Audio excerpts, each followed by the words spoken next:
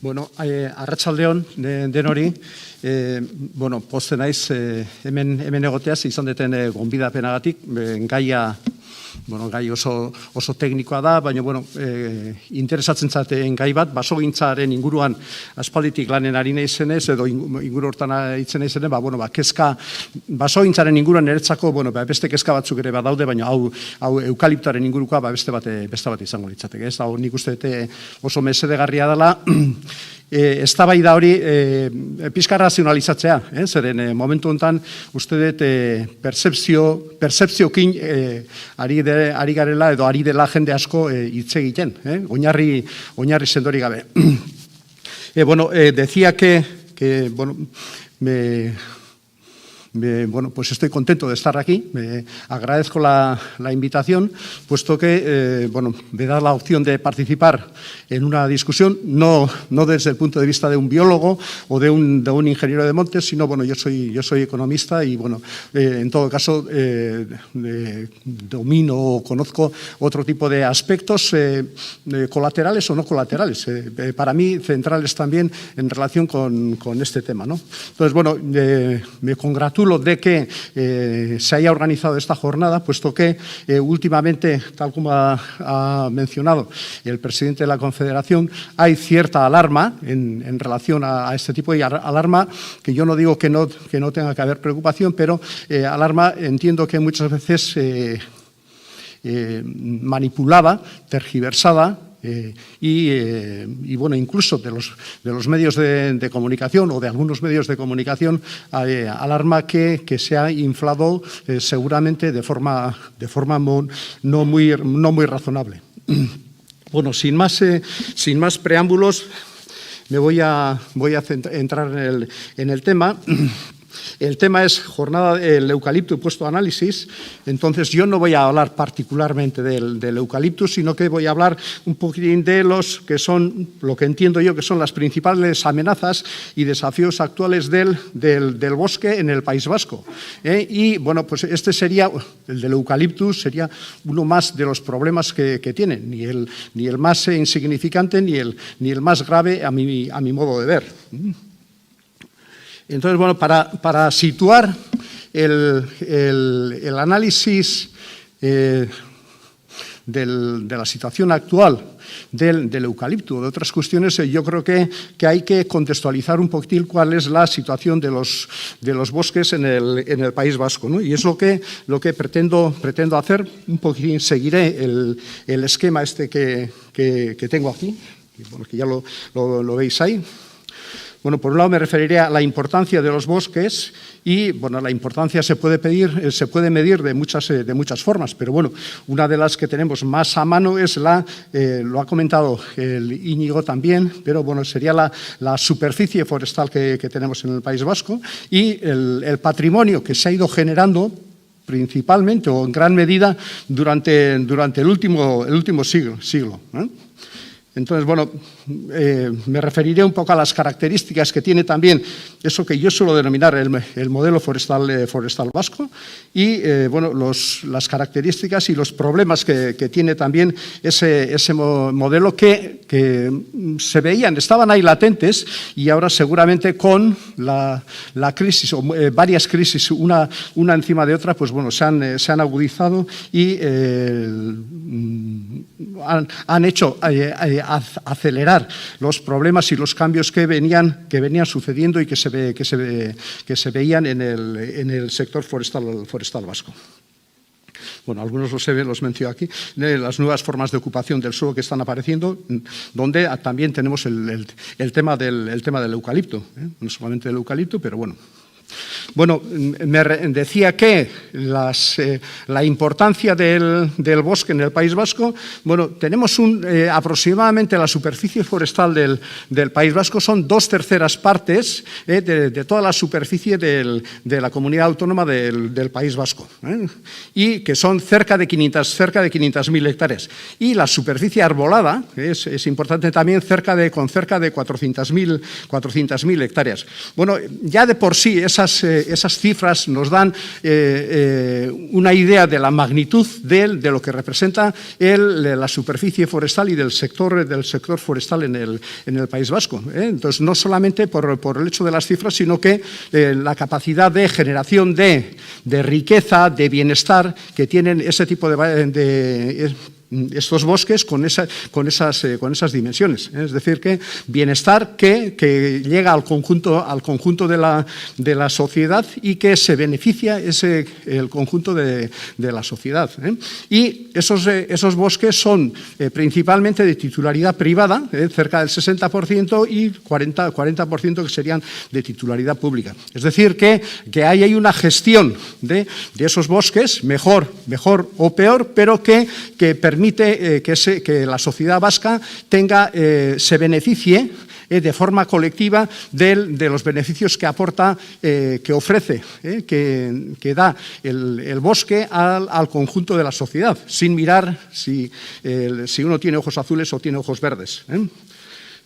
Bueno, entonces, y ya he comentado la superficie privada y pública, y entonces tenemos un 60%, cerca del 60% de la superficie que es de gestión privada. Entonces, la gestión privada indica que pues en el País Vasco se ha ido desarrollando, digamos, ese sector de bosques, y hay determinado tipo de explotaciones del bosque que se desarrollaron mucho principalmente después de la Guerra Civil, y con la crisis del caserío, que se produjo el desarrollo de la gran mancha de pinares, de Pinus insignis radiata que hemos conocido, y que pues llegó a tener hasta más de 150.000 hectáreas. Sin embargo, estos aspectos ahora están cambiando. Entonces, las especies significativas, pues el pino radiata pasó de 160.000 hectáreas, pues en este momento está alrededor de 110.000 hectáreas. Las hayas, las especies autóctonas, están estabilizadas en alrededor de 55.000 hectáreas. El bosque mixto atlántico, ese concepto así un poco etéreo y un poco raro, pues ha tenido una progresión. Digo raro porque lo explicaré, porque para mí se le están dando algunos valores que seguramente no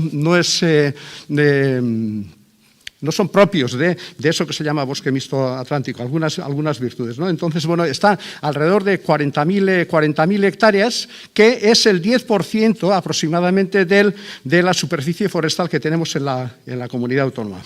Y, en cuarto lugar, tenemos el eucalipto, el tema que nos ha reunido aquí, con 23.000 hectáreas en este momento, y ha tenido una progresión. ¿No? Una progresión que ha sido importante, especialmente en estos dos o tres últimos años, con los problemas que han surgido con el tema de la banda marrón, y también no solamente con el tema de la banda marrón, sino la crisis que ya se arrastraba desde finales de los 90 en el sector forestal, principalmente en el tema del pino.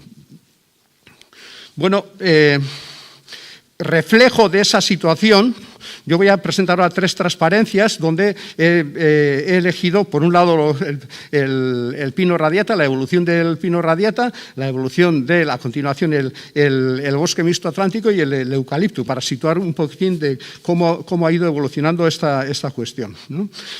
Entonces, como veis, en el gráfico se ve la superficie de pino radiata está en franco retroceso, de tal forma que en este momento, en 2020, son alrededor de 109.000, 110.000 hectáreas. Y si cogemos la referencia, que son 24, 25 años, vemos que ha caído de 150.000, 160.000 hectáreas a 109.000. Entonces, pues esto algo indica, es un retroceso importante, y ha sido digamos, una actividad importante durante muchos años, y ahora por distintas razones, porque no solamente tenemos el tema de la banda marrón, porque el retroceso del pino radiata ya empezó a finales de los 90. Los mercados anteriormente, los mercados de la madera eran en buena medida, no totalmente, pero eran mercados locales, pero a finales de los 90, por distintas circunstancias, bueno, eso se rompió y ya empezaron a considerarse mercados internacionales, principalmente con el tema de, digamos, los vendavales de las landas y demás. Empezó a entrar pino de las landas y, bueno, eso ya abrió unos canales. Lo que sucedió fue que aumentaron de forma notable los costes de producción de la madera de pino radiata, y los precios caían o se mantenían muy estables, de tal forma que la rentabilidad de esa actividad se vio muy mermada. Perdón. Pero antes de eso, el tema de la estabilización del pino radiata, ya desde finales de los 60-70, ya las plantaciones de pino radiata ya se habían estabilizado en el País Vasco. Entonces ya a partir de ahí se mantiene una situación más o menos estable hasta que a finales de los 90 empieza a decaer. Bueno, entonces, bueno, aquí tenemos los datos desde 1996 hasta 2020, cómo ha evolucionado en el conjunto de la comunidad autónoma y en las distintas provincias, principalmente en Vizcaya y en Guipúzcoa, que era donde era más importante la producción de pino radiata, la superficie de pino insignis. Bueno, ese retroceso es como el agua, ¿no? Los espacios que se dejan los cubre alguien, ¿no? Entonces, bueno, en el caso del retroceso del pino radiata, los suelos forestales ahí han quedado, ¿eh? Entonces, ha retrocedido el pino, la superficie de pino radiata, pero eso lo ha cubierto alguna otra especie, alguna otra planta, ¿no? Entonces, bueno, lo que tenemos es que desde 1996 para adelante y hasta 2020, pues tenemos ahí una superficie importante de bosque mixto atlántico, que son 37.000 hectáreas, ¿no? Bueno, luego me referiré más a esta cuestión. Yo desde el punto de vista de un economista pienso que no es la mejor forma de utilizar el suelo, sea suelo forestal o sea de otro tipo, puesto que el rendimiento que se le saca a esta superficie, que son cerca de 40.000 hectáreas, que es el 10% de la superficie arbolada, pues deja mucho que desear. Que tenga algún tipo de virtudes en cuestiones de biodiversidad y tal, yo no lo pongo en duda, pero sin embargo los problemas que plantea son importantes, de no obtener ningún tipo de rendimiento, y los riesgos que tiene no se pueden negar. Todo el tema ante incendios, etcétera, el riesgo que tiene el bosque mixto atlántico, puesto que se trata de un bosque no gestionado. O sea que cuando vemos que ahora, cuando se producen talas en estos últimos años, en muchos casos no hay replantaciones, entonces el bosque queda ahí, y eso a lo largo de 5, 10, 15, 20 años, bueno, pues ha generado otro bosque que es más matorral que otro tipo de bosque. Entonces, bueno, pues principalmente en Vizcaya y en Guipúzcoa la superficie de bosque atlántico es muy importante, y en conjunto pues son 37.000 hectáreas lo que tenemos. Y eso ha venido creciendo también, que digamos a veces no se le da importancia, pero ha pasado de 23.000 hectáreas a cerca de 40.000 hectáreas. Bueno, y en tercer lugar, la otra especie que ha ido ocupando el espacio que ha ido dejando el pino insignis o la pino radiata es el eucalipto. El eucalipto ya existía antes también de que se hubiera dado este fenómeno de las enfermedades de la banda marrón, etcétera, y también del retroceso de las plantaciones de pino por su baja rentabilidad, pero han sido principalmente estos últimos años años cuando la superficie ha aumentado de forma notable, y especialmente además en Vizcaya, no tanto en Guipúzcoa o en Álava, donde el retroceso del bosque ha sido importante. Sin embargo, los propietarios de esos terrenos forestales, bueno, pues por alguna razón no se han lanzado en la plantación del eucalipto, quizás porque no había cultura, porque las condiciones climáticas, orográficas no lo ayudan, por la razón que sea, pero eso no se ha producido. Bueno, entonces esta es la situación que tenemos. Por un lado, retroceso de la mancha que teníamos de pino radiata, que ha sido de alguna forma cubierto por el bosque mixto atlántico, lo que se le llama bosque mixto atlántico, y el eucalipto.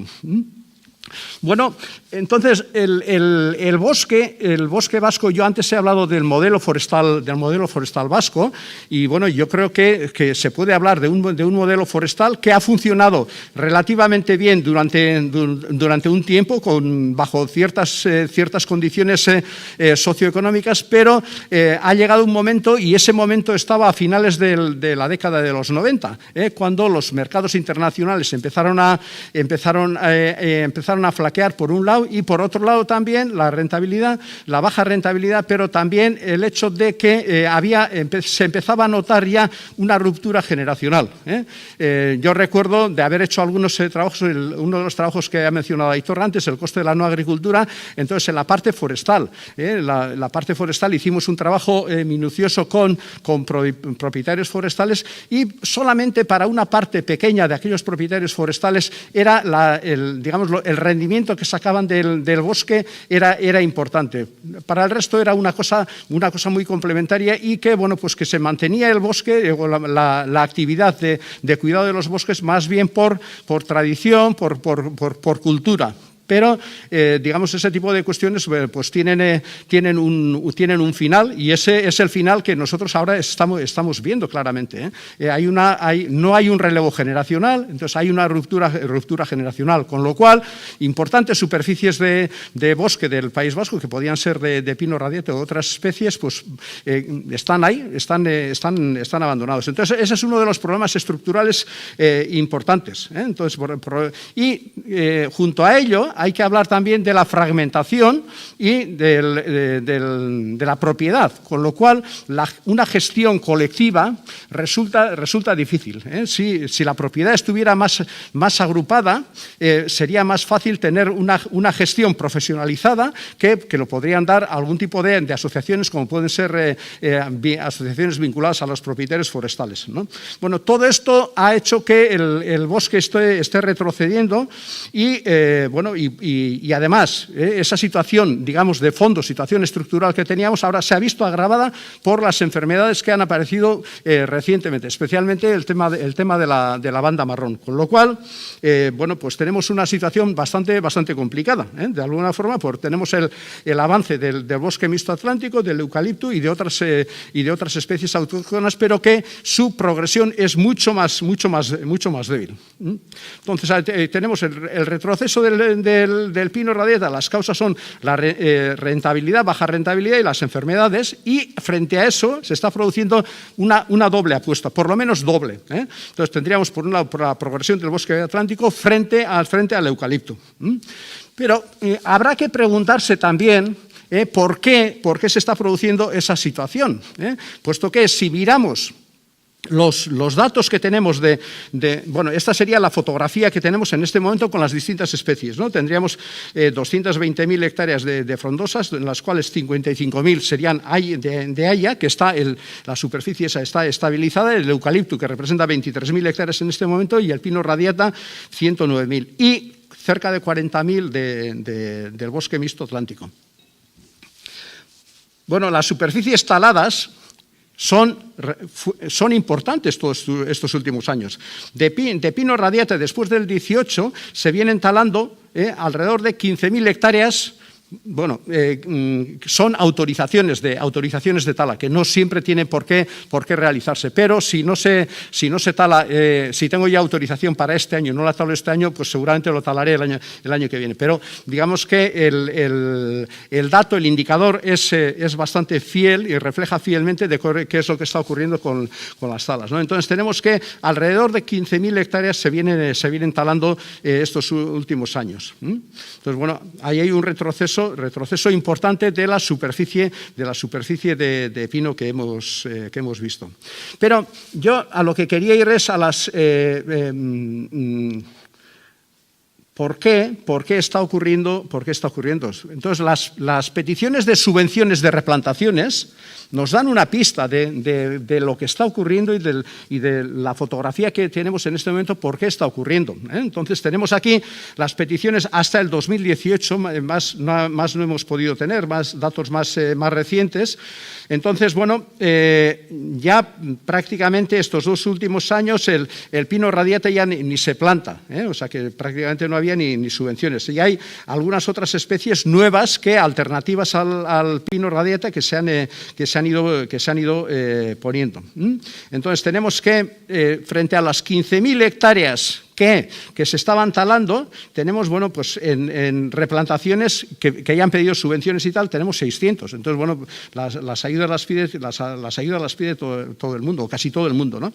Y, bueno, en las frondosas tenemos 200 hectáreas. Aquí no aparecen los eucaliptos porque el eucalipto no tiene ninguna ayuda, ¿eh? Entonces, bueno, las diputaciones no ofrecen ese dato. En el caso de Vizcaya sí aparecen algunos datos, pero son bueno, no demasiado importantes. Pero yo a lo que quería ir es que otro tipo de especies autóctonas que se suele hablar mucho, bueno, pues la gente no está plantando roble u otro tipo de especies, no lo está plantando. Entonces, bueno, nos tendremos que preguntar por qué está ocurriendo eso, ¿eh? Entonces, bueno, pues hay superficies importantes que se van talando, pero que no se están replantando o se están replantando con otro tipo de variedades. Bueno, entonces las solicitudes para las autóctonas son escasas y se ensayan nuevas variedades ante el abandono, pues la secuya, criptomedia y demás, ¿eh? Bueno, esa es un poco la situación que yo estoy, o cómo la veo yo, cómo la analizo, ¿no? Entonces, bueno, para mí, en este momento hay dos en el sector forestal vasco. Bueno, por un lado tenemos el retroceso importante de la mancha de pino, una mancha que se ha ido conformando durante muchos años y ahora por distintas circunstancias eso está retrocediendo. Con lo cual, hay que tener en cuenta que es una parte importante de la superficie forestal, de la superficie arbolada del País Vasco, que es el 25% y que está en una situación muy delicada. Con lo cual, eso no afecta únicamente a esas 100.000 hectáreas, sino que afecta al conjunto del bosque del País Vasco, puesto que... Bueno, entonces, bueno, es una situación, luego quizás en el debate tengamos más posibilidades de esto, ¿no? Bueno, y yo... Respecto al tema del eucalipto, que yo sí que quiero hacer mención de una cuestión. Bueno, para mí eran más o menos conocidos, pero ahora con este tipo de cuestiones, bueno, pues de alguna forma he removido papeles viejos y tal, y bueno, pues han ido apareciendo, ¿no? Entonces, respecto a la polémica actual, yo lo que quiero señalar es que hay un importante parecido a la polémica que hubo hace 40 o 50 años con el pino radiata. En los años finales de los 70, la década de los 70, hubo una importante controversia con el tema del pino y, bueno, controversia además que en algunos casos dio algunos pasos desgraciados más, ¿no? Entonces yo le veo, tal como se está planteando en muchos casos, le veo bastante parecido, ¿no? Entonces, bueno, yo lo que pienso es que no tiene, ni antes tuvo sentido el demonizar el pino radiata y ahora seguramente tampoco tiene sentido el demonizar el eucalipto. Pero eso no quiere decir que no se tenga que estudiar, ¿eh? Yo creo que el siguiente ponente, Arturo Elosegui, y el de su departamento, bueno, están haciendo una labor importante de investigación y yo creo que es importante, ¿no? Entonces, para que haya un debate, un debate racional, es importante que haya conocimiento de los temas desde distintos puntos de vista. O sea, el biólogo lo planteará de una forma, el economista lo planteará de otra forma, el sociólogo de otra forma, ¿no? Entonces, bueno, yo creo que es el momento de que desde distintas disciplinas se contribuya al conocimiento de esta situación, de esta realidad y que entre todos seamos capaces de tener una salida ordenada del asunto. Bueno, y bueno, pues con esto acabaría. Gracias por vuestra atención. Eskerrik asko.